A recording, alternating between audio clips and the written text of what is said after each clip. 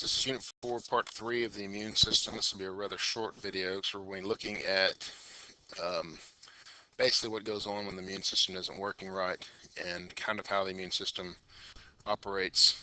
One of the main ideas in the immune system is this idea of self-tolerance. And self-tolerance is the idea that your body can recognize its own cells, and being able to do that, recognize its own blood cells, being able to recognize its own white blood cells. Think about this in the terms of like blood type. There's 4 possible blood types in the human body: A, B, AB, or O. And your body recognizes its own blood types. If you're type O, for instance, you recognize only type O, and you'll notice here, anti-A and anti-B antibodies, meaning if you were to get type A blood put into your body, you would have antibodies against it. Your body would actually form a specific immune response against that blood.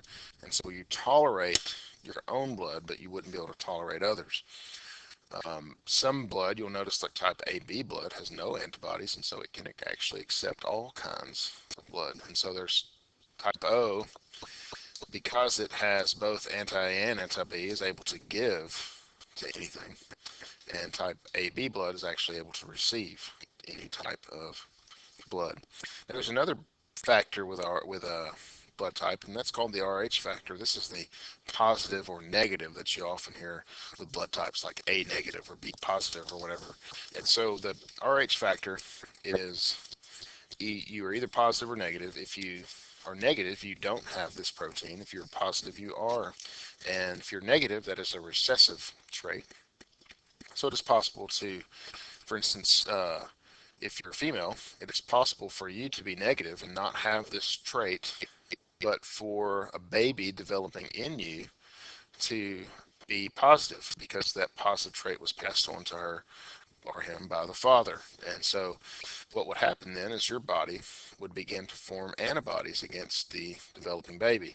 And it wouldn't be a problem for the first pregnancy, but for the second pregnancy, if that developing baby was type positive again, then your body would begin to reject the developing baby. And so what the problem here is, it can usually be taken care of through medication. That's why good prenatal care is important.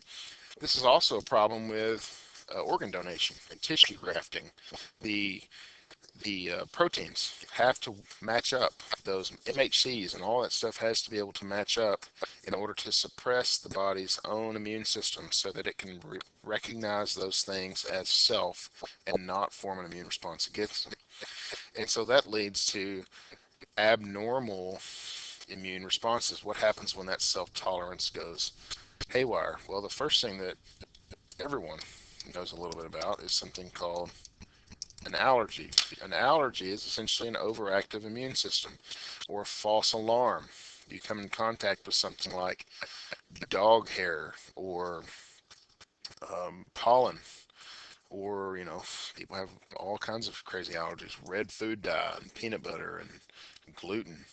The body sees something like this or recognizes something like this as particularly bad and begins to have an inflammatory response against that. And so, if you're allergic to, say, like fabric softener, and you put on some clothes that have fabric softener on them, then your skin is going to break out in a rash, because, well, all of your skin is coming in contact with this fabric softener. The body says, wait, fabric softener's evil, we hate it. And it's going to release histamine, causing those tissues to turn red and swell, which you probably all, or at least some of you, are familiar with. Imagine if this is happening in your blood with, say, something like peanut butter oil. Well, the entire body is going to initiate an immune response, and it's going to cause the body to swell. This is not good when it has to do with like airways. And so that's just why people who have that sort of allergy usually carry around something called an EpiPen, which is just epinephrine, which causes the blood vessels to open up, the airways to open up, and it initiates that fight or flight response, and it's a temporary fix till you can get to more prolonged medical care. And so an allergy, again, just a false alarm. Some people have allergies to different things. All of us are probably allergic to something. The next type of immune problem is called an autoimmune disease. Here's an example of one called lupus. Autoimmune diseases are when your body formulates an immune response against itself. Auto means self. So this is when you become not self-tolerant. Lupus is one where it has to do with kidney dysfunction. The body attacks its own organs. It says we don't like it. It's not us. There's some problems there because it is you. So lupus is one. Rheumatoid arthritis is another, where the body attacks its own joint tissues. Decides the joint tissues are not good for you, which they are, and it can cause swelling, disfiguration, not a healthy thing.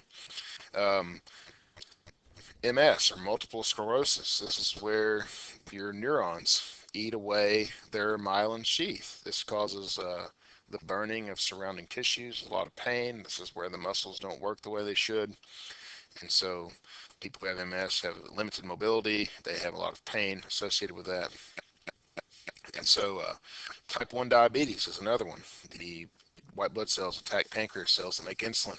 So insulin is no longer being produced. You have to take that manually.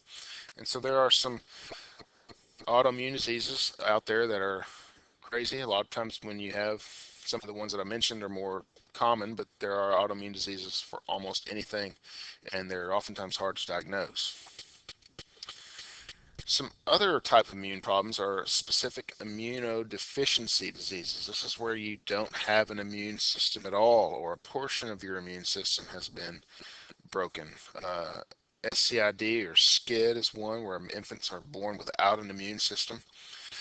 Some people have specific portions of their immune systems that have been broken down.